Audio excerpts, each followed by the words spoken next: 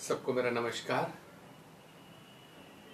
आज हम बाइबल के तीसरे अध्याय का अध्ययन करेंगे और देखेंगे कि परमेश्वर ने बाइबल के अंदर हमें क्या महत्वपूर्ण ऐसी बातें दी हैं जिनको पढ़कर हम अपनी जिंदगी को बदल सकते हैं। परमेश्वर ने हमें ये बहुमूल्य पुस्तक दी है। इसका कोई मूल्य नहीं है, लेकिन इसमें जो बातें परमेश्वर की पवित्र आत्मा के द्वारा लिखी गई हैं वो बहुत मूल्यवान है और वो हमारी जिंदगी को बदलने के लिए बहुत जरूरी है। अगर हम इनको ध्यान से सुनेंगे, इनको ध्यान से देखेंगे तो इनसे हम बहुत आशीष पाएंगे। अपनी जिंदगी की उथल पुथल को हम समाप्त कर पाएंगे। अपनी जिंदगी में जो हम गलत फैसले लेते हैं उन फैसलों को हम सही ले पाएंगे। इसलिए परमेश्वर की आत्मा की अगुवाई में हम इस बाइबल को पढ़ेंगे। ये बाइबल किसी धर्म के लिए नहीं, किसी जाति के लिए नहीं, ये हर उस इंसान के लिए है जो इस सृष्टि में रहता है, जो इस दुनिया में वास करता है, जो परमेश्वर के द्वारा बनाया गया है।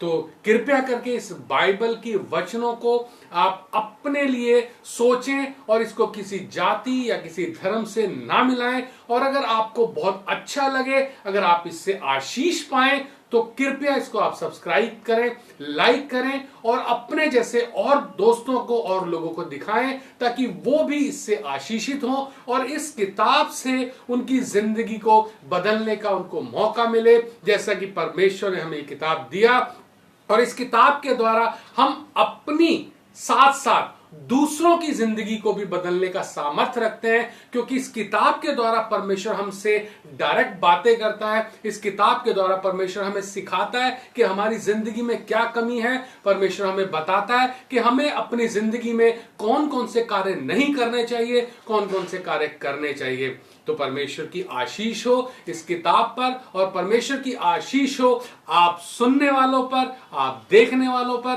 ताकि आप देखें और आप आशीष पाएं और आपके घरों में बरकत हो, आपके कारोबार में बरकत हो, आपकी जिंदगी में बरकत हो, आप बीमारी परेशानी से पूरी तरह निजात पाएं, पूरी तरह से छूट जाएं, आपकी काम कमाई बढ़ जाए, ताकि हम इस दुनिया में आकर जो हमारा उद्देश्य है उस उद्देश्य को पूरा करें। और क्योंकि जो उद्देश्य परमेश्वर ने हमारे लिए रखा था कि हम इस दुनिया में उसकी संगति करें, उससे प्रार्थना करें, आराधना करें, उसकी हर वक्त स्तुति में लगे रहें, तो इसलिए बहुत जरूरी है कि हम इस किताब का अध्ययन करें और उस सच्चे परमेश्वर, उस सच्चे खुदा, उस सच्चे पृथ्वी को, सृष्टि को बनाने वाले रचयिता के नाम से प्रार्थना करें कि परमेश्वर इस किताब को हमें समझने, सुनने, ज्ञान बुद्धि समझ दे, ताकि हम रास्ता ना भटके। आइए आज हम इस पुस्तक का तीसरा अध्याय पढ़ते हैं, जो कि परमेश्वर ने आज हमें अगुवाई किया कि हम तीसरा अध्याय पढ़ें और आप सब इसे ध्यान से सुनिएगा और इससे आप आशीष पाइएगा। मत्ती की किताब, इसका तीसरा अध्याय आज हम पढ़ते हैं। उन दिनों में यूहन्ना बपतिस्मा देने वाला आकर यहूदिया के जंगल में यह प्रचार करने लगा, मन फिराओ क्योंकि स्वर्ग का राज्य निकट आ गया है। यह वही है जिसकी चर्चा यशाया भविष्यवक्ता के द्वारा की गई। जंगल में एक पुकारने वाले का शब्द हो रहा है कि प्रभु का मार्ग तैयार करो, उसकी सड़कें सीधी करो। हालेलुया। आगे पढ़ते हैं। यह यूहन्ना ऊंट के रोम का वस्त्र पहने था और अपनी कमर में चमड़े का कटिबंध बांधे हुए था। उसका भोजन टिड्डियां और वन मधु था। हालेलुया। तब यरूशलेम और सारे यहूदिया और यरदन के आसपास के सब स्थानों के लोग उसके पास निकल आए। उन्होंने अपने अपने पापों को मानकर यरदन नदी में उससे बपतिस्मा लिया। हालेलुया। जब उसने बहुत से फरीसियों और सदूकियों को बपतिस्मे के लिए अपने पास आते देखा तो उनसे कहा, हे सांप के बच्चों, तुम्हें किसने जता दिया कि आने वाले क्रोध से भागो। इसलिए मन फिराव के योग्य फल लाओ और अपने अपने मन में यह ना सोचो कि हमारा पिता अब्राहम है, क्योंकि मैं तुमसे कहता हूं कि परमेश्वर इन पत्थरों से अब्राहम के लिए संतान उत्पन्न कर सकता है। अब कुल्हाड़ा पेड़ों की जड़ पर रखा हुआ है, इसलिए कि जो जो पेड़ अच्छा फल नहीं लाता वह काटा और आग में झोंका जाएगा। हालेलुया। मैं तो पानी से तुम्हें मन फिराव का बपतिस्मा देता हूं, परंतु जो मेरे बाद आने वाला है वह मुझसे शक्तिशाली है, मैं उसकी जूती उठाने के योग्य नहीं। वह तुम्हें पवित्र आत्मा और आग से बपतिस्मा देगा। हालेलुया। उसका सूप उसके हाथ में है और वह अपना खलिहान अच्छी रीति से साफ करेगा और अपने गेहूं को तो खत्ते में इकट्ठा करेगा, परंतु भूसी को उस आग में जलाएगा जो बुझने की नहीं। हालेलुया। जो सदा जलती रहती है। उस समय यीशु गलील से यरदन के किनारे यूहन्ना के पास उससे बपतिस्मा लेने आया, परंतु यूहन्ना यह कहकर उसे रोकने लगा। देखिए कितनी महत्वपूर्ण बात है। मुझे तो तेरे हाथ से बपतिस्मा लेने की आवश्यकता है और तू मेरे पास आया है। यीशु ने उसको उत्तर दिया, अब तो ऐसा ही होने दे, क्योंकि हमें इसी रीति से सब धार्मिकता को पूरा करना उचित है। तब उसने उसकी बात मान ली और यीशु बपतिस्मा लेकर पानी से तुरंत ऊपर आया और देखो उसके लिए आकाश खुल गया और उसने परमेश्वर के आत्मा को कबूतर के समान ध्यान दीजिए अपने ऊपर आते देखा। हालेलुया।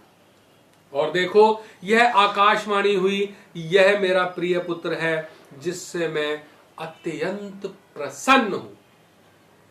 देखिए कितनी बड़ी बात।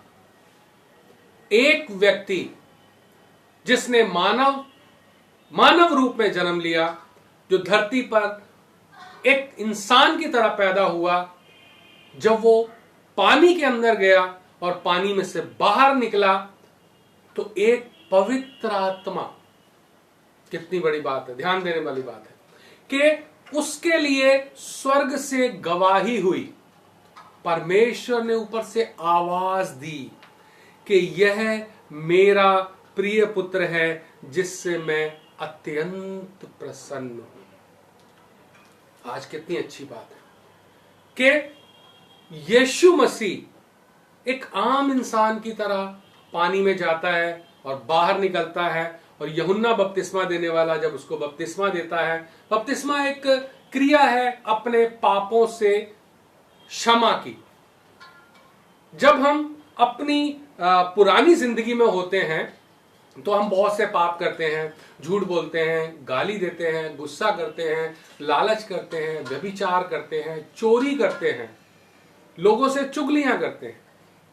ये सब परमेश्वर की नजर में पाप गिने जाते हैं। इन सब को खत्म करने के लिए यीशु मसीह पानी में गए और पानी से जब बाहर आए तो उनके ऊपर पवित्र आत्मा आया। वो पवित्र आत्मा जो परमेश्वर की ओर से था। कितनी अच्छी बात है कि परमेश्वर ने यीशु मसीह को पवित्र आत्मा से भर दिया।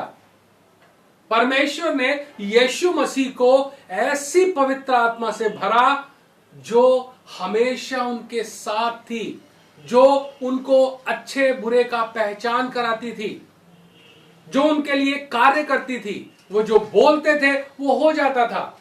वो किसी रोगी को बोलते थे जा चंगा हो जा, वो चंगा हो जाता था। वो आंधी को बोलते थे शांत हो जा, वो शांत हो जाती थी। वो लंगड़े को बोलते थे तू चल फिर, वो चलने फिरने लगता था। कितनी बड़ी बात।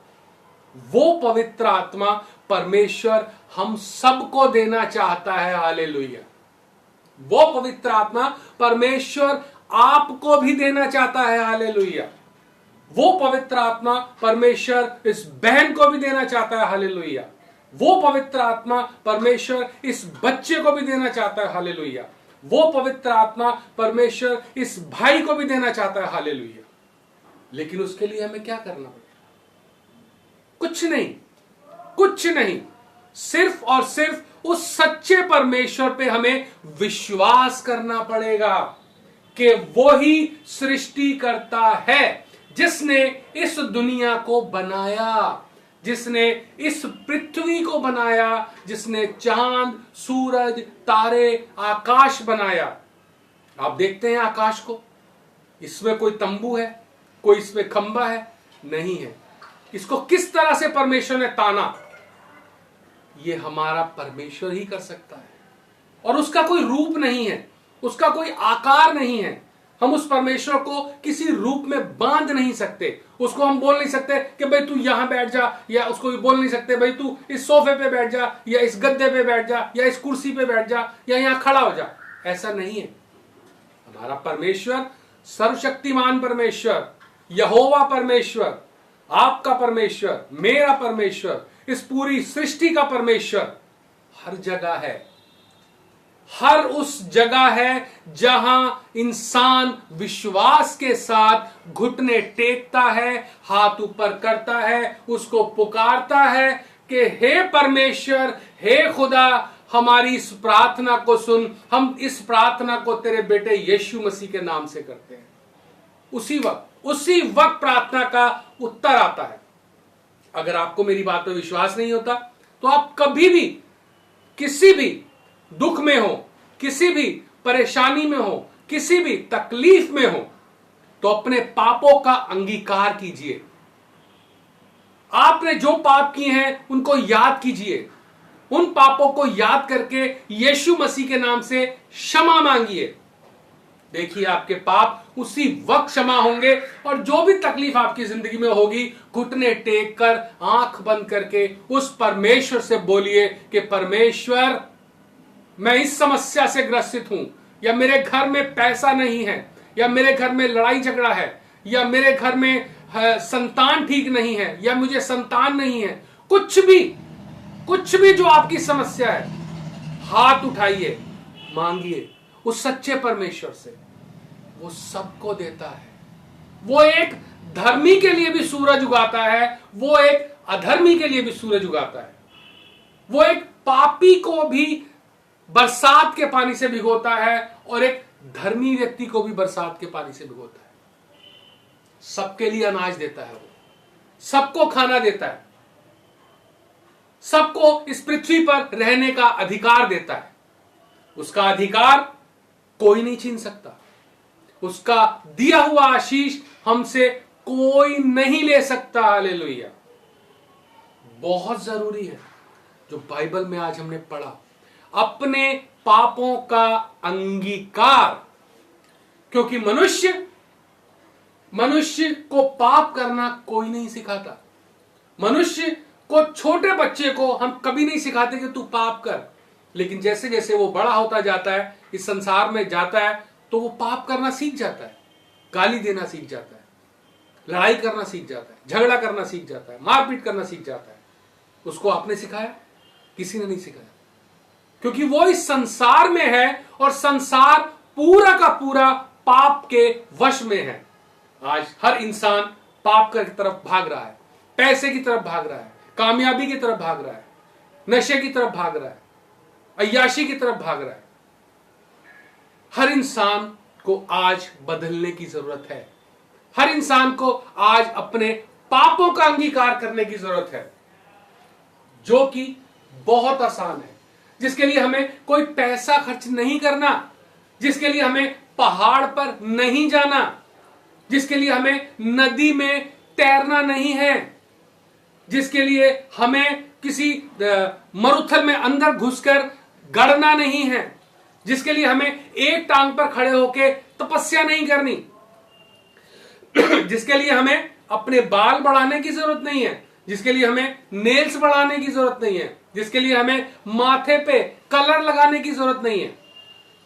ये सारी चीजें परमेश्वर ने हमें करने के लिए नहीं दी। परमेश्वर सिर्फ एक बात बोलता है, एक बात, कि तू अपने पापों का अंगीकार कर। तेरे पापों को अंगीकार के साथ विश्वास कर कि यीशु मसीह तेरे पापों के लिए मारा गया, गाड़ा गया, और तीसरे दिन जिंदा हुआ, तो तू उद्धार पाएगा। तू इस दुनिया में उद्धार पाएगा, पापों से छूट जाएगा, हर दुख तकलीफ तुझसे हट जाएगा। इतना तो सब कर सकते हैं। मैं करता हूं, आप भी कीजिए, दुनिया करती है, इसमें पैसा नहीं लगता, खर्चा नहीं होता। आपको ऐसा करने के लिए कोई ये नहीं बोलेगा कि तुम मुझे 100 रुपए दो। आज आप दुख में हैं, तकलीफ में हैं, किसी ज्योतिष के पास जाते हैं, वो आपको बोलता है अंगूठी पहन लो, वो आपको बोलता है इस मंत्र का जाप करो, वो आपसे बोलता है कि अपनी कुंडली चेंज करो, अपना वास्तु चेंज करो, अपना घर चेंज करो, अब तोड़ फोड़ करो। कुछ नहीं होता उससे, और उससे कुछ होने का भी नहीं है। क्यों? क्योंकि हम पापी हैं। ये सब चीजें हमें नहीं बदल सकती। हमें बदल सकती है तो सिर्फ और सिर्फ एक चीज, कि हम अपने पापों को सच्चे मन से मानकर यीशु मसीह के नाम से उस सच्चे परमेश्वर से प्रार्थना करें, जो परमेश्वर इस सृष्टि, इस ब्रह्मांड, इस पूरी दुनिया का रचयिता है, और यीशु मसीह उसका बेटा है। और उसके बेटे से जब हम कुछ, उसके बेटे के नाम से जब हम उस परमेश्वर से मांगते हैं, तो वो हमेशा बिना नागा, बिना उल्हाना हमें दे देता। जिस तरह आज अगर आपके घर में कोई फकीर आता है और वो आपके बच्चे के नाम से आपसे 5 रुपए 2 रुपए मांगता है, तो आप उसे दे देते हो, मना नहीं करते। इसी तरह हमारा परमेश्वर है, वो हमारे हर छोटे बड़े पाप को हमसे दूर करना चाहता है। वो चाहता है कि मनुष्य पापों से छूट जाए, मनुष्य आडंबरों से छूट जाए, मनुष्य हर उस बात से छूट जाए जो वो दुख में पड़कर लोगों के पास भागता है। क्यों? क्योंकि उसे रास्ता नहीं पता। आज हर इंसान जब दुख में होता है तो कहां कहां जाता है? बहुत जगह जाता है, बहुत जगह। जिसको कोई बता दो भाई तू यहां चला जा, वो वहां चला जाता है। क्यों? क्योंकि बेचारा दुख है, तकलीफ में है, उसका काम धंधा नहीं चल रहा, उसके घर में रोजगार नहीं है, रोटी नहीं है, तो क्या करेगा? क्या करेगा? कुछ नहीं, सिर्फ भागेगा, कभी किसी के पास, कभी किसी के पास, कभी किसी के पास, कभी अंगूठियां पहनेगा, कभी ताबीज पहनेगा, कभी तंत्र मंत्र करेगा, कभी जादू टोने करेगा, लेकिन उसके बाद भी उसको कुछ नहीं मिलेगा। हालेलुया। मिलेगा क्या? कैसे? ये हमें बाइबल बताती है, मैं नहीं बताता। मैं तो एक मूर्ख व्यक्ति हूं, मूर्ख, अज्ञानी, मुझे कुछ नहीं पता। मैं तो इस बाइबल में जो लिखा है ये पढ़कर आपको सुनाता हूं कि हमें पापों से छुटकारा कैसे मिलेगा। हमें अपने हर पाप को याद करना है, हर पाप को, चाहे वो छोटा हो, चाहे हमने किसी को गाली दी, चाहे किसी का दिल दुखाया, चाहे हमने कोई चोरी की, उसको याद करना है, चाहे हमने कोई व्यभिचार किया, उसको याद करना है। और उसे याद करके उस सच्चे परमेश्वर से बोलना है कि परमेश्वर, मैंने ये पाप किया, मैं तेरे बेटे यीशु मसीह के नाम से प्रार्थना करता हूं, इन पापों से मुझे छुटकारा दे। आप इतना कीजिए और फिर देखिए कि आपकी जिंदगी में कैसे चमत्कार होता है। आपकी जिंदगी में चमत्कार होगा, हर हालत में होगा। परमेश्वर को करना पड़ेगा, क्योंकि परमेश्वर ने इसमें लिखा है, क्योंकि परमेश्वर अपने लिखे हुए वायदे से कभी मुकरता नहीं है। हालेलुया। आज ही आप इसको ट्राई करें, आज ही आप इसको अपने घर में देखें, आज ही आप इसको अपने पड़ोसी को बताएं। पहले खुद ट्राई करें, फिर पड़ोसी को बताएं। देखें आपकी जिंदगी आज ही बदलती है कि नहीं। मेरी बातों पे ना जाइएगा, मैं जो बोलता हूं इस किताब में लिखा है वही बोलता हूं, और ये किताब कभी गलत नहीं बोलती। अगर आपको यकीन नहीं तो आप बाजार जाइए, इस बाइबल को खरीदिए, 200-300 रुपए की आएगी, पढ़िए, आपको पता लगेगा कि ये भाई सही बोलता है या गलत बोलता है, और आप उसको अपनी जिंदगी में ट्राई कीजिए, बदल जाएगी जिंदगी। सारे दुखों से, तकलीफों से छुटकारा हो जाएगा।